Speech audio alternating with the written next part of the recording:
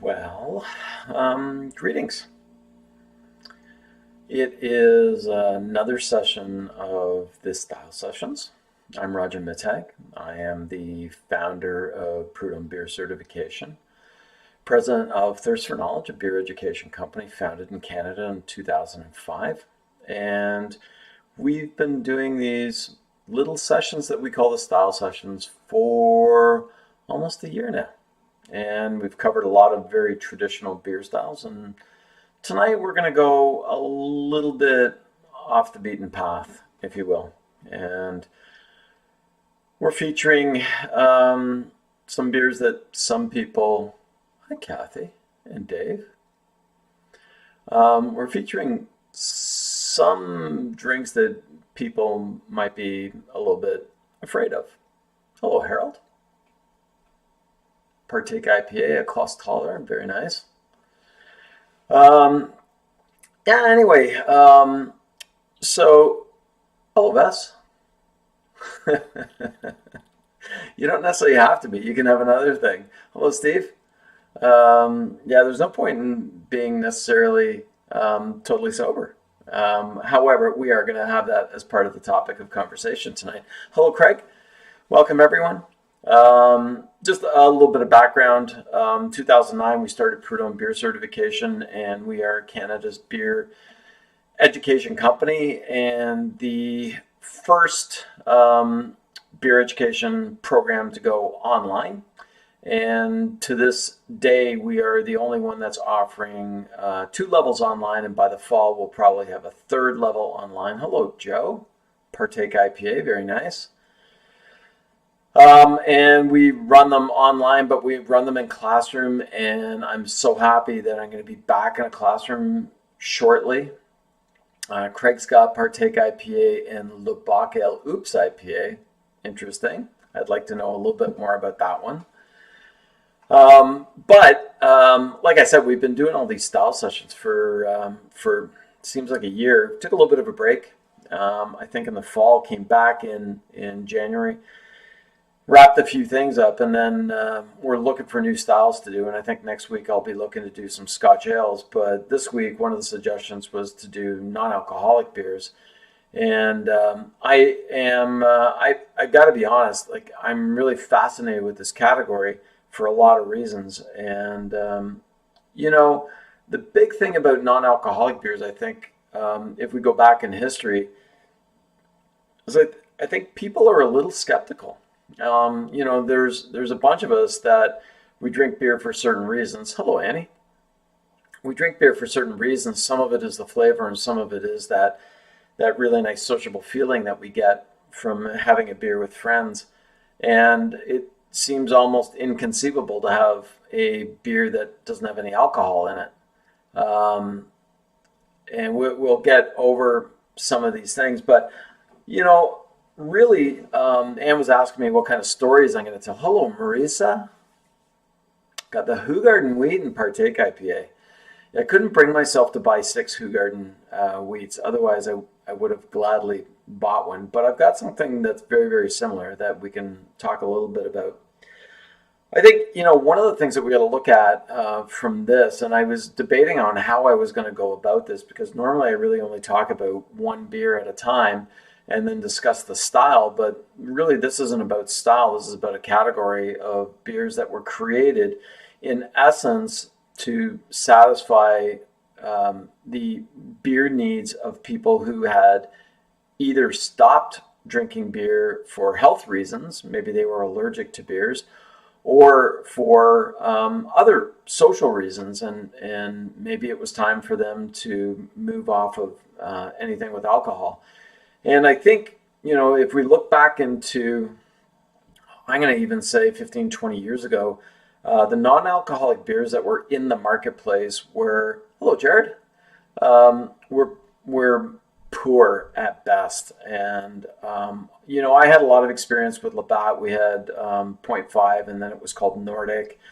Molson's had their XL for a long period of time, and now they have Coors Edge. And I'm kind of curious as to what Vess has to say about Coors Edge, because I haven't tried it. We've seen Budweiser Prohibition sort of get a lot of people's attentions in the last couple of years with their offering. But one of the things I will say is that this category has changed dramatically, and I have been beating this drum for, I'm going to suggest about 4 years, suggesting to bars and restaurants that they actually put a non-alcoholic beer on tap, because I think that this movement is growing. And we should probably open one of these very shortly. And then I've got 5 non-alcoholic beers that I've reviewed over the last weekend. And that's a good thing about non-alcoholic beers. You can review 5 in a very short period of time and not feel as though you've overindulged. I'm going to tell you about the one that I'm having, and then we can have a little bit of a chat. So if you guys want to open whichever one that you want, Anne's got Heineken Non-Alcoholic. Which I think is outstanding. I love everything about it. Hello, Matthew. Really nice to have you here.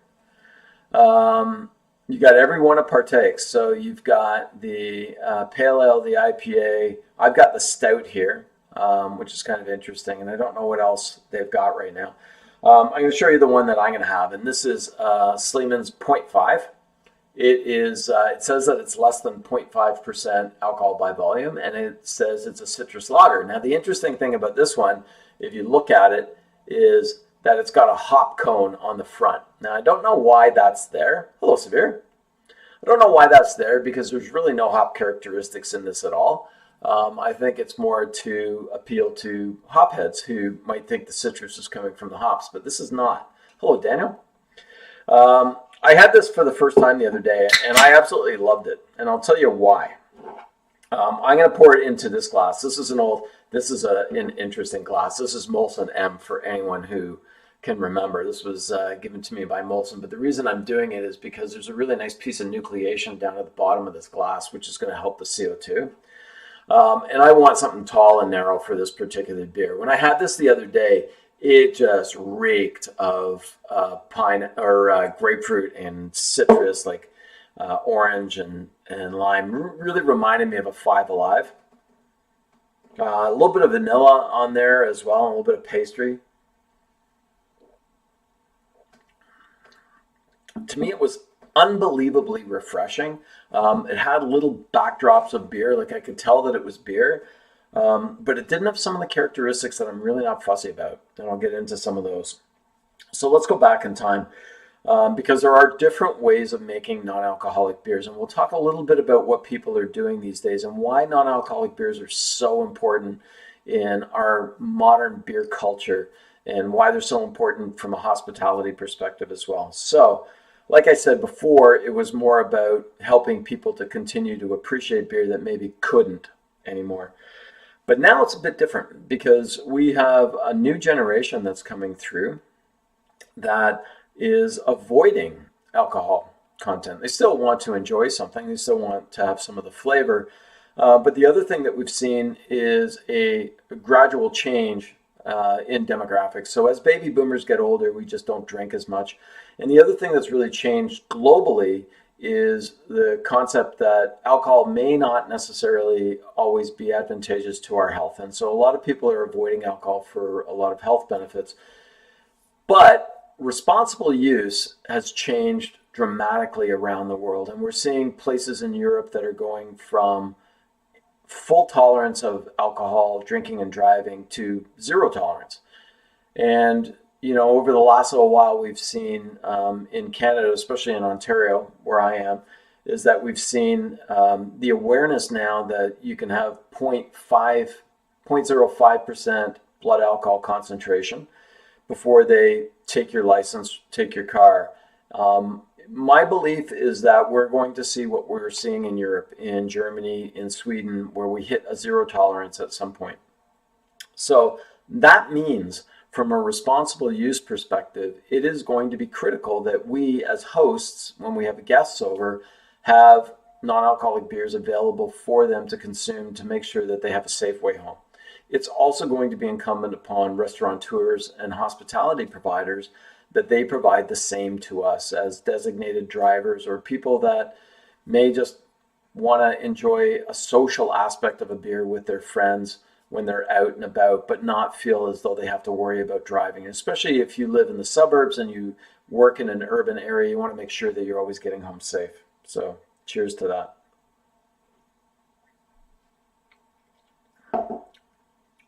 Honestly, I'm gonna have tons of this up at my cottage next year because I just really love the taste of it. I think it's really dry. It's really easy to drink. It makes me feel as though I can still get in my boat and be safe. But here's the thing. There are different ways of making non-alcoholic beers. The one that we've seen most traditionally, and what I referred to as Labatt 0.5 or Nordic or the old ones, was something called arrested fermentation. And arrested fermentation is where you brew a beer just like you were going to completely ferment it, and then you allow it into the fermentation tank and you stop it in the aerobic stage. So the yeast is consuming oxygen, which is good for what we want, but then you halt it and remove it. Yeah. We're going to talk about all the negative side effects of making non-alcoholic beers. So you remove the beer before it actually ferments and turns into alcohol. So that is the anaerobic stage of fermentation. If you do that, what you are going to end up with is what Harold is talking about, and that is a ton of carbohydrate, sugar, in a beer that tastes what I'm going to term wordy. So before you ferment, it's not called beer, it's called wort. And wort is a sugary rich solution that we achieve by mixing malt, ground malt, and water. And it is quite sugary and quite sweet, and it's very, very mouth coating. And so what happens is these brewers that are using arrested fermentation are creating beers that are typically quite sweet, wordy, really, really high calorie content, high carbohydrate content, and a lot more sugars. And that was the way it was always done. And then, I don't know who came up with it, but I do know that Beck's Non-Alcoholic uses a different process. Beck's Non-Alcoholic uses a vacuum and removes the alcohol after full fermentation. So what it does is it allows things to go through full fermentation, and then it uses vacuum to de-alcoholize the beer. So it removes all the alcohol out of the beer. The benefit of de-alcoholized beer is that you get a beer that tastes like a beer. So it has lower carbohydrate, it has lower calorie content, it tastes more like a beer, but you can imagine that that's probably a very, very expensive way of doing things. And so most brewers try to achieve the same results through arrested fermentation and by adding more hops, for example. And Klosthaler is one. When I go through the calorie content with you on all of these beers, you're going to see how some of them, you can tell exactly what they've done and what they've not done. So newer, if we move into modern times, I've also heard that some brewers are now experimenting with yeast strains that don't actually create alcohol content. So they do all the other things. They eat oxygen, they eat sugar, but they don't really create a significant amount of alcohol. And that's what I think some of the newer brewers are doing right now. But having said that, if you think about back into the 70s and 80s and non-alcoholic beer, really what we were drinking were light golden colored beers that resembled Munich Helleses and Pilsners. If you think about what we were drinking Blue and Bud and Molson Canadian. And so really what brewers were doing was creating beer styles that would satisfy the needs of that particular drinking group. But now what we found is that through the craft beer movement, people are all into flavor. And the interesting thing about flavor is when you're starting to make other styles and using de-alcoholized production, you can actually mute some of those sweet, wordy characteristics that you find in some of these beers. And I'm absolutely flabbergasted at the amount of non-alcoholic beers that are in the marketplace right now.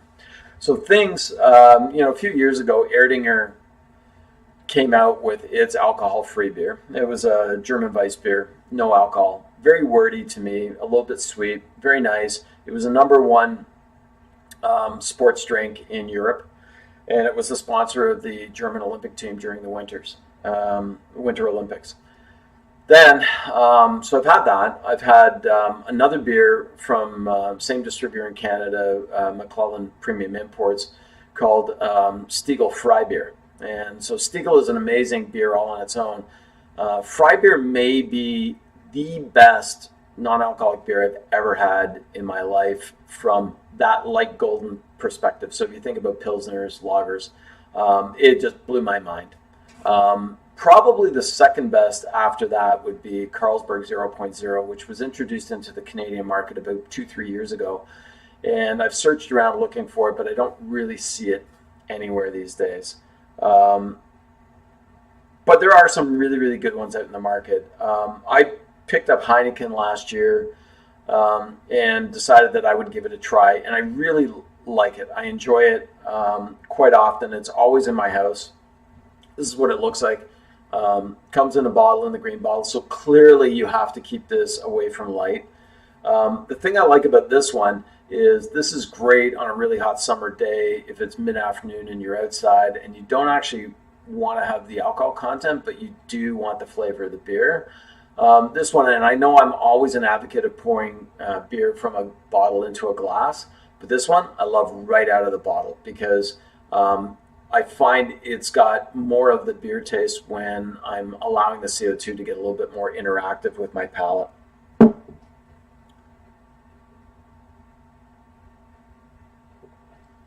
Honestly, that could be a huge thing up at the cottage. So I've got all my tasting notes on some of these beers for you. So the other day I decided I was going to partake on a trip to find non-alcoholic beers. Problem was that I went to 3 different locations. I went to a beer store, found virtually nothing. Went to a Sobeys, found again virtually nothing except for the old stuff like O'Doul's and Hoegaarden 6-pack and Coors Edge 6-pack. And quite honestly, I didn't really feel like buying a 6-pack of anything, so that prohibited me from investing. But then I went to an LCBO and I picked up a few things. So rather interested in the Sleiman one, so I did buy a 6-pack of that. But I did buy Klostaller. And Klostaller is one of the oldest non-alcoholic beers in the marketplace. And it's really quite interesting. It is from Germany. Hello, Deborah. Yeah, I'm going to talk about conchs. I don't share the same belief on that one, and I'll explain why. Anyway, this one, here's my tasting notes. So first of all, it's light golden, clear, white, got a thick and creamy foam. All I could smell out of this one was fresh cut grass, hay, tea, a little bit of bread. It was a little doughy, which led me to believe that it was probably arrested fermentation. Flavor-wise, a little wordy, bready, some grassy characteristics, and a little bit tannic.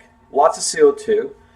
But the calorie count on this one is 130 calories for 500 ml can. Sugar content is 14% and the carbs are 28 grams. Now, in all honesty, I really enjoyed it. I thought it tasted exactly like a Pilsner should taste, with a little bit of that sweet wordiness to it. I didn't quite get the sweetness that Harold was describing earlier, but this was also at mid-afternoon on Saturday and Sunday. So that one I would buy again. I've had Grolsch in the past as well. I don't mind that, but I don't find it's got the same kind of characteristics as the Klostaller. And I prefer the Heineken. I really, if I could get Stiegl Fry beer or the Carlsberg 0.0, those would be in my fridge all the time. Next one I want to share with you is this one. I've been a fan of Partake ever since they started. So I've got their stout. I've had their IPA and I've had their pale ale. Now, Partake is created by a man named Ted Fleming. And Ted reached out to me quite a long time ago. We've had some chats. Ted started this company and took it to Dragon's Den, by the way, and has done a phenomenal job of marketing this brand right across North America. But Ted is allergic to alcohol. And so he enjoyed the taste of beer, found out that he was allergic to alcohol, and decided to venture into non-alcoholic beer. So Ted became a distributor of non-alcoholic beers in Ontario and Canada, and then decided that, well, the craft beer industry is really on fire right now. What if he partnered up with somebody to do this? So I know that this is a contract brew. Ted doesn't have his own building. But I'm really impressed with what he does. I think his use of styles, whether it's a pale ale or an India pale ale or a stout, helps to bring flavor back into a market that sorely needs it. So let me give you a little bit on this stout. One is, it is black. It's black as midnight without any stars or a moon. Completely opaque. The foam is light mocha in color. It's got some really nice tight little bubbles in it. All the aromas I got were dark chocolate, molasses, burnt coffee. For those of you who know what Marmite smells like, I actually got a pretty good whiff of Marmite on here and a little bit of soya, some umami. Flavor-wise, lots of burnt toast, more of that earthiness and the Marmite in there as well, soya and dark chocolate. Really, really dry on the aftertaste. Moderate finish, but here's where things change. So this is a 0.3% ABV. It is not zero. And a lot of the ones in Europe are now 0.0 because you can't have any alcohol if you're going to drive. But this one is only 30 calories for a 355 ml can. It has 8 grams of carbohydrate and 0% sugar. That to me is what people want to look for. You know, people are choosing to not drink beer because they think that it's fattening or it's going to add carbohydrates or calories to your body. But you can imagine if you're a beer lover and you really want to have something that tastes like beer, but that's not going to give you the buzz or the calorie content, Partake does an amazing job on there. So for them, always one of my big stars on the top of the non-alcoholic list. I find them amazing. I like what they're doing. I like the fact that they have a craft orientation to them. I stumbled across one in the summer, and it was funny enough, but I was helping my son Dan build a woodshed up at his place in the snowlands up there. And I thought, I wanted to bring a non-alcoholic beer with me because in the afternoon, if we're working, I don't feel like getting into beer. They got a red and a blonde. The blonde I've had before. I don't know if I've had the blonde. I've had the pale ale and the IPA. Yeah, like Craig makes a good point. Thin is like the body of the beer. And I think that you're going to get thin because there's no alcohol in the beer anyway. I think alcohol tends to lend some body to the beer. So that's a fair assessment. So anyway, so we're going up to Dan's for the weekend to help build this woodshed. And I thought I need some non-alcoholic beer. And I saw this. I even forget where I found it. It might have been in the beer store or the LCBO, but this is one from Montreal called Sober Carpenter, which I thought was quite fitting with helping to build a woodshed. It's even got a saw on the front of it. It's really kind of cool. But this is a white beer. So this is a Belgian wit beer, but non-alcoholic. I had no idea what I was buying into. I opened it when I was out there and drank it out of the can at that time. Absolutely loved it. I'm a huge fan of what these guys are doing. I don't think we see enough of what they do. I know that they create other beers, but these are my tasting notes on this. So pale golden, hazy. Foam was a little loose for my liking, but also, that can come from alcohol content. The nose on it, lots of orange, lemon, pastry, and citrus zest. Exactly what I would look from a Belgian wit beer. Flavor-wise, same thing. Orange zest, vanilla, pastry, almost like a Campino candy. Really smooth. Little bit of CO2 in there, which was nice. Aftertaste was a bit bitter.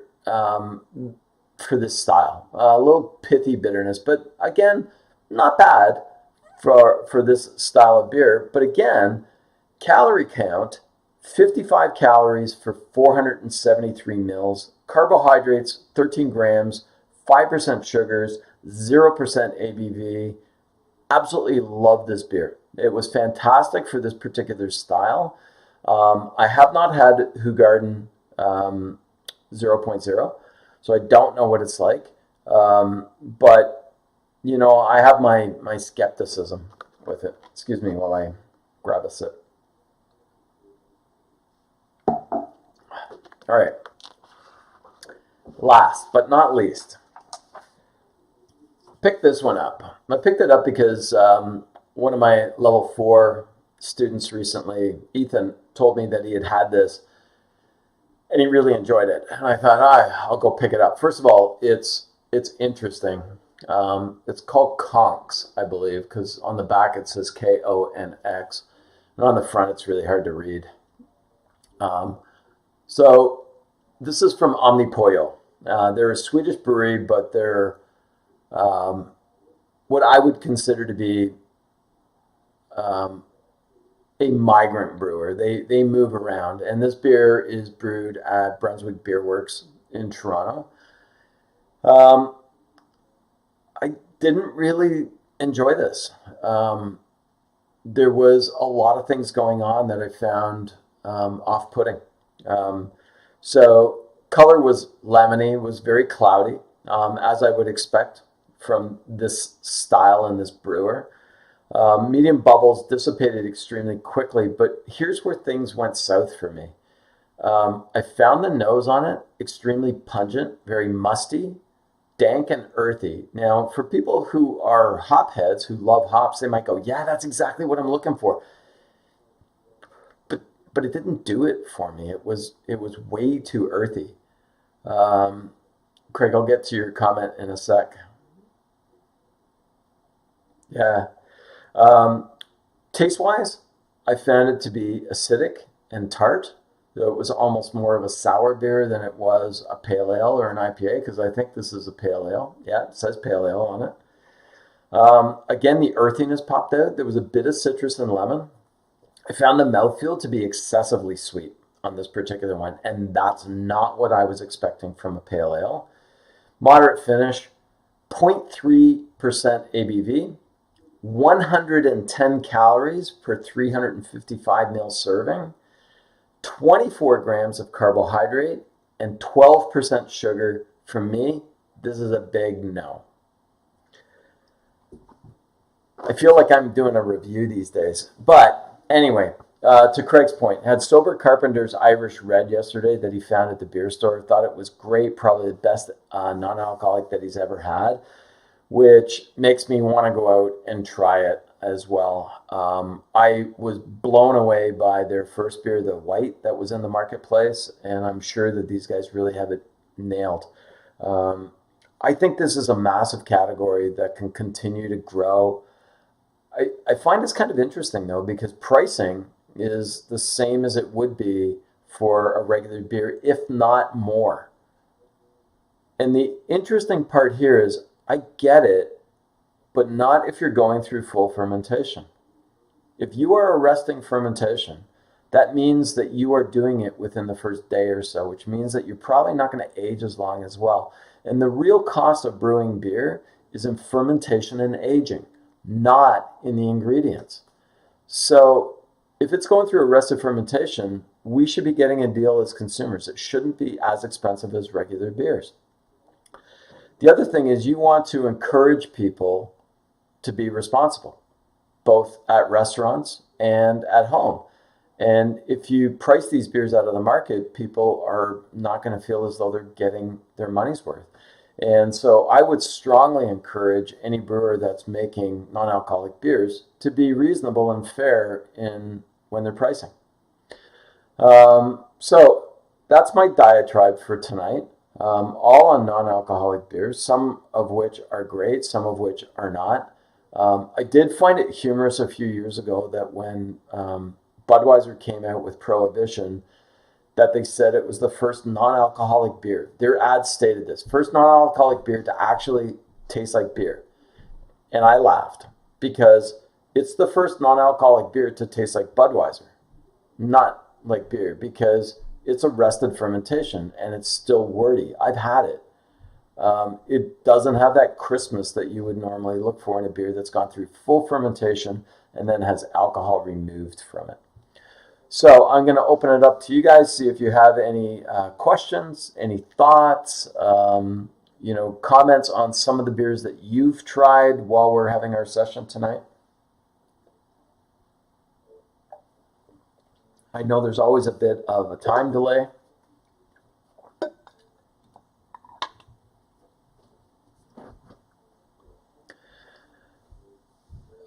That's a really good part as well, thus. Understanding that the market for religious reasons is very important.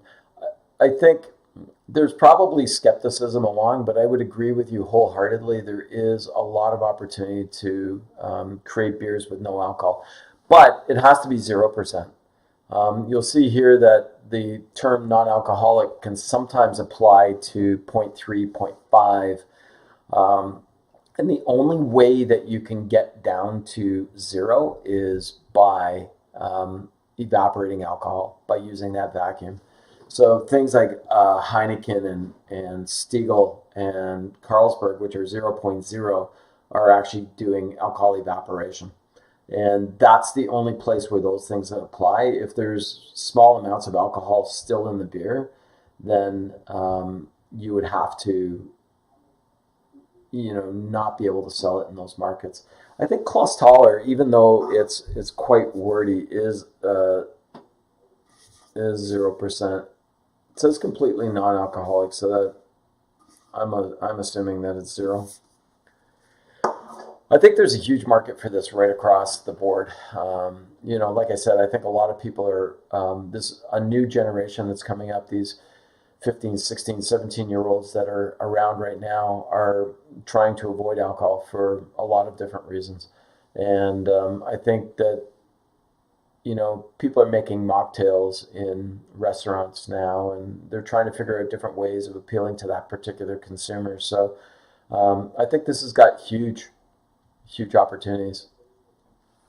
Marisa, what did you say? Because less alcohol makes for a thinner body, can you combat it with tons of wheat and oats then?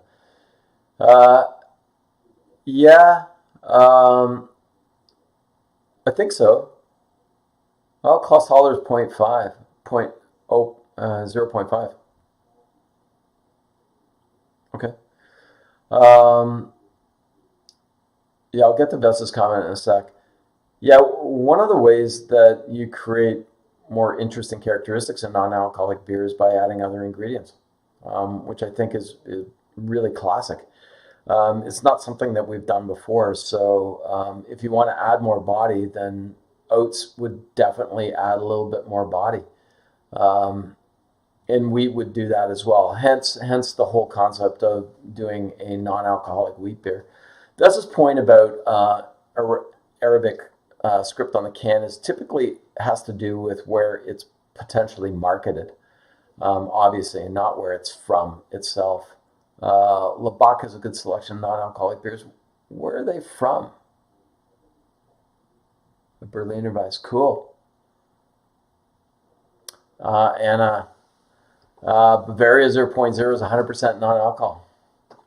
Yeah, this is what I was talking about. Anna is, I'm assuming, Anna, that you are part of Premier Brands, which is carrying Klostaller and a lot of other non-alcoholic brands in the marketplace. And Anna's giving us some good information that there are specialty yeast strains right now that are just not creating that alcohol that I was talking about. So that's kind of interesting. Kathy Dave thinks Omni's more expensive than other not. Yeah, I think it is too. I think a lot of brewers are outpricing themselves in the market. I think that's a really good point. Yeah, any beer that tastes as good as its alcoholic version. That's a good question. Stiegel would have been one that would have easily been close. Carlsberg wasn't bad. It was a slightly different characteristic. Erdinger is very similar in mouthfeel. It's a touch sweeter than the wheat beer would be. Obviously Heineken 0.0 is close, but doesn't quite have the bitterness that I would associate with Heineken. Labatt Ales in Quebec, cool. Hannah. That's interesting. Halal certified. That makes it very interesting for people of Muslim faith. Are the best before shorter or the same? Oh, that's a really good question. I would assume, to be honest with you, that most of these, and Anna might be able to help with this question, but non-alcoholic beers, a lot of them are going to, from the bigger brewers, are probably going to be pasteurized no matter what, which means that the lifespan is going to be very similar. The Heineken that I have in my fridge is over a year old. It has not changed one iota in flavor profile. It's not oxidized. It's not skunky. It's pretty amazing. So I would say if it's coming from a big brewer, Deborah, that you can assume that shelf life is probably as good, if not better. If it's coming from a craft producer, I would say that it's probably going to have slightly less shelf life because alcohol is also a preservative, but depends. Joe, non-alcoholic beer in many, many years, pleasantly surprised. Cool. Yeah, I think a lot of people would just walk away from this. And for me, it's such a massive opportunity within the marketplace. It's going to replace a lot of volume that we've lost over the years because people have just drifted away from the alcohol market. So should be fun to watch and see where things go. I'm still of the mind that I want to see it on draft. I think restaurants can do a bang up job of selling non-alcoholic beer on draft. I would gladly have a non-alcoholic beer. Matthew, no unique off flavors from... No, wort, like overly sweet, wordy characteristics, but I don't know that that's an off flavor. And thin is really just a body descriptor more than anything else. Anna's saying it's a little bit shorter. But again, it is like storage. Cool. Peroni non-alcoholic? Interesting. I don't think I've seen that.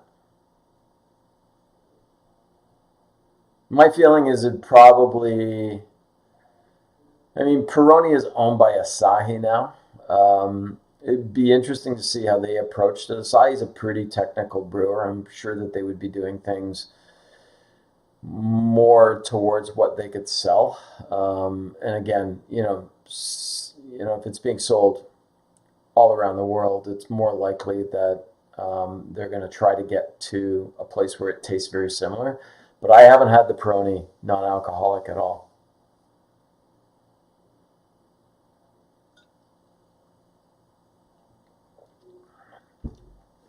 Well, looks like we're right around that time. Anna, Dave. Is this Dave from LCBO? That's what I thought. LCBO for Peroni. I'll check it out. I'm going into the city tomorrow, so I am going to have a look around for some Scotch ales for next week. I will have a good look at some other non-alcoholic beers that are out there. Jared just said he had a non-alcoholic from President's Choice. President's Choice, by the way, is made by Waterloo Brewing, or Brick. Peroni Libera. Yeah. A lot of times, that's what I was suggesting, is a lot of times these beers end up being a little bit sweet in the mouthfeel. So I'm kind of curious to try Bavaria 0.0. I have a funny feeling it's coming to me soon, and a few other non-alcoholic brands. This is a category that I'm very, very interested in, and I want to thank you again for joining me. Roger Mittag at the Style Sessions. We are slowly starting to introduce every once in a while non-alcoholic beers into our Prud'homme beer certifications so that people get a good idea that you can actually make really good quality non-alcoholic beers. Our classes are starting up soon again in the GTA.